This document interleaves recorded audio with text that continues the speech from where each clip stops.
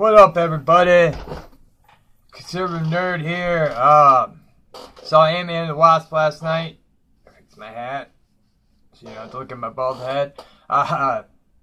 It was okay. I didn't think it was great. I didn't think it was terrible. I thought it was okay. I didn't think it was as good as the first one.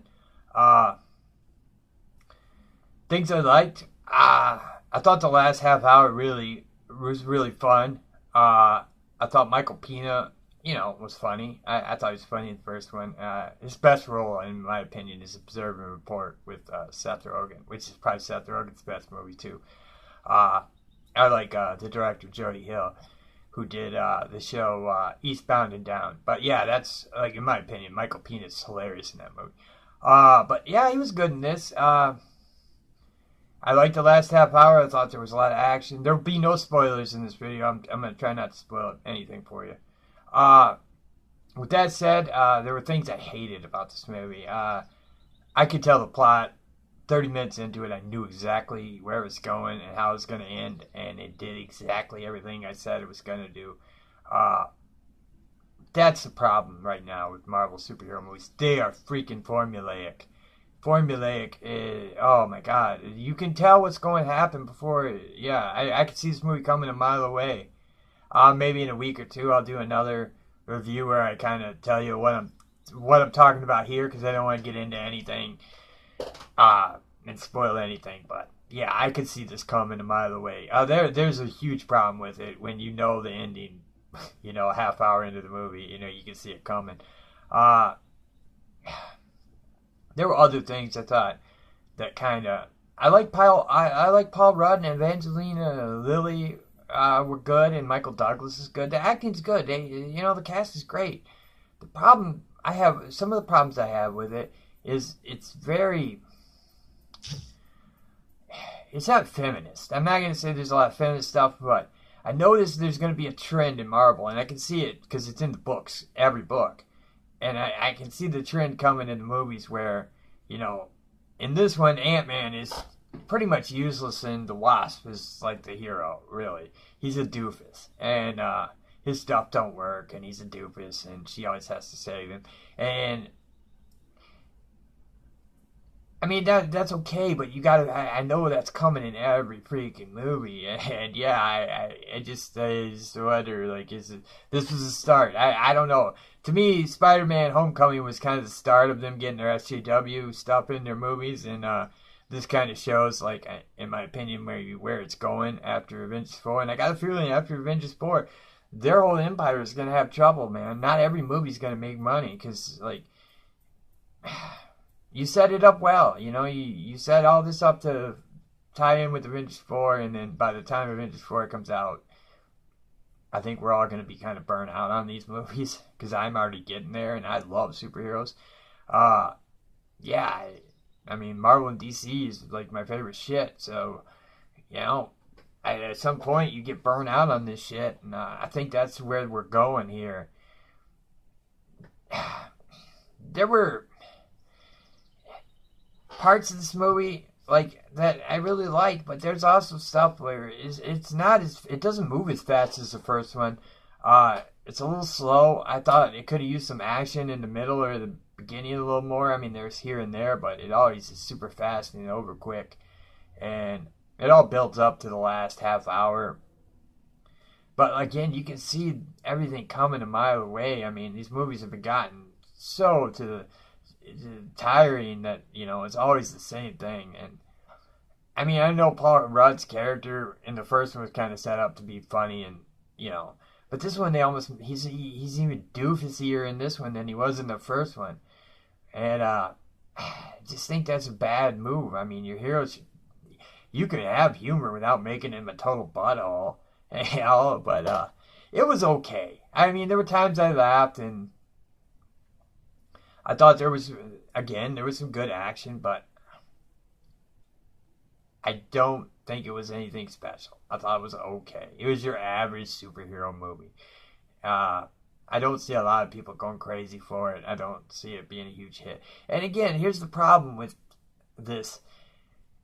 You're coming 2 months after Infinity War, And how you gonna top that? You can't, especially just a regular superhero movie. There wasn't anything like.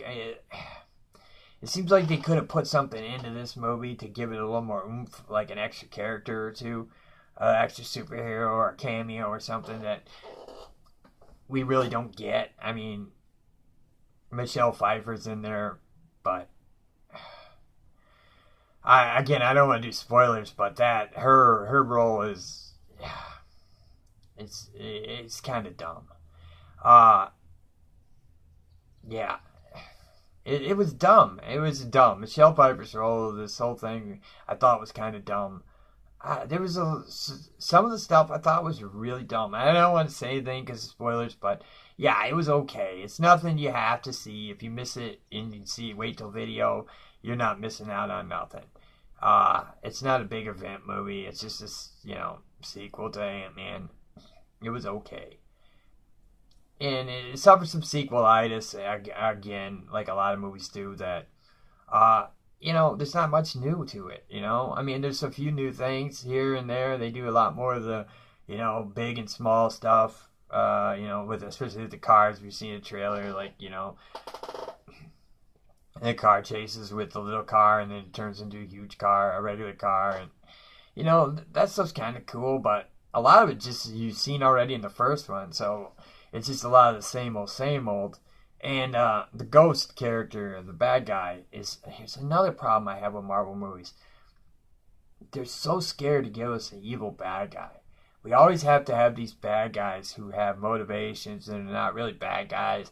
It's almost like if you just sat down and talked to them, then none of this would have happened. And it's just like, well, that's stupid, man. I just want a bad guy that's a bad guy for a change, Like Jaws, he's an unstoppable force. I mean, he's a monster. You can't reason with the shark from Jaws, The Joker. You can't reason with the Joker. I mean, he's an unstoppable force. He's a monster. There is none of this in the Marvel movies anymore. All the villains have been, like, watered down. And the Ghost in the comics is a dude, and in this it's a woman. It's a totally different character than the comics, and they give her, motivations where she's not really a bad guy. Of course, she can't really be the bad guy because, she's a female and she's a person of color. So God forbid they would have made her really a bad guy. You already see that. Yeah, I just feel like they're watered down. There wasn't really I guess if there was a villain, it was probably Walter Goggins, who I love because I'm a huge Justified fan. Huge fan of Justified. And I love Walter Goggins. And he was good in it, but he didn't really get much to do, and he wasn't really that scary. He was almost like a doofus gang mob boss type of guy, and like, was he really gonna do anything to him? I mean, he's just a fucking dude with a bunch of dudes with guns. It wasn't really very like, oh, he's a threat. He wasn't ever really a threat. And therein lies the huge problem at Marvel. There's no real threat with the villains. And if there is a villain with powers or a threat thing, then they tone them down so much, and with their motivations, that they're really not bad people. And that's the problem, because I want a bad guy, I mean, I want the good guy to beat the bad guy, but I want there to be some stakes and some threats and stuff, and I just didn't feel it in this. I just felt like the whole movie was just kind of, a regurgitation of all the stuff I've seen before. I really think that Marvel needs a villain with some teeth, man. That's what's killing the movies for me. Lately, I mean, it hurt Infinity Wars for me. I thought, without a villain with some teeth, it just doesn't get me pumped if I'm not like, oh, I want to see this guy get his face beat in when he's crying and acting like an ass. And yeah, I don't know. I want to see a villain, and it's almost like they're like, we don't need villains. Like, that was one of the best things about Marvel. The comics is the villains, man. I mean, that was what made it cool. Was the villains were monsters. They were badasses. They weren't reasoned with. They were out to take over the world, to destroy the world, And now it's almost like they have these normal human emotions, and that's fine. if you're making that kind of movie, but we're not. We're making bigger than life movies. We're making larger than life movies where I want a hero that's larger than life and I want a villain that's larger than life. And you kind of ruin the villains by bringing them into the real world and dragging them down and taking away the entertainment value of just a badass monster, you know? Because that's what I want. But yeah, this was okay. It's an okay movie to take your kids to or your wife to, you know, something like that. My wife had to see it. I mean, if it was me, I probably would have waited till video, but my wife loved the first one.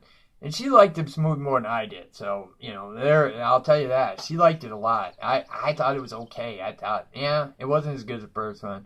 I thought it was kind of, nothing special. And like I said, I had some complaints with it.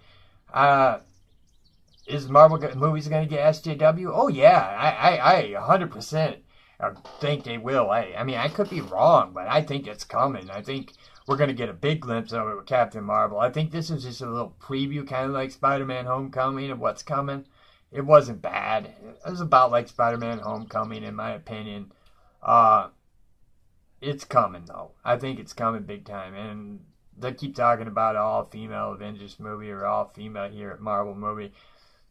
Do it. If it's good, you know, nobody cares. But here's the problem, you know. If you guys keep pushing identity politics and this shit, it's not going to be good, you know. They're already not as good as they started.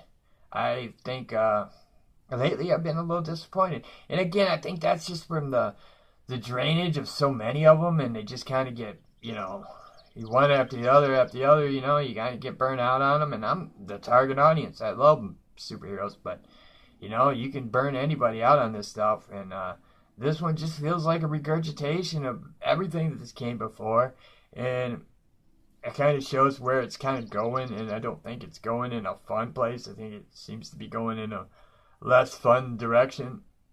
We'll see. But in my opinion, this was like a 2.5 out of 5, you know, 2 out of 4, you know.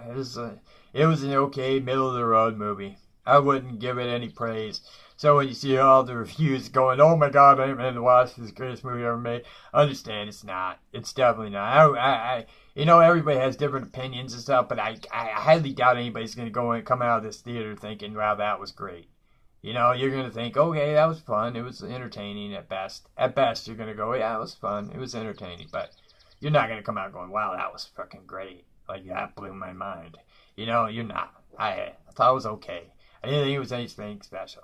And again, you know, I'm an older guy, I've seen a lot of movies, but it just felt like the same old, over and over again. But yeah, that's what I thought about it, guys. You know, let me know what you thought, because you might like it. You know, we're all different. You know, everybody's got different opinions, but my opinion was, it was okay. You know, if you're in the middle on it, I'd probably wait for video. If you're not super excited to see it, you could probably wait for video on this one. It's not a must-see by any means. It was okay. But, again, that's my opinion. Let me know what you guys think. As always, you guys have a great day, and enjoy the comics.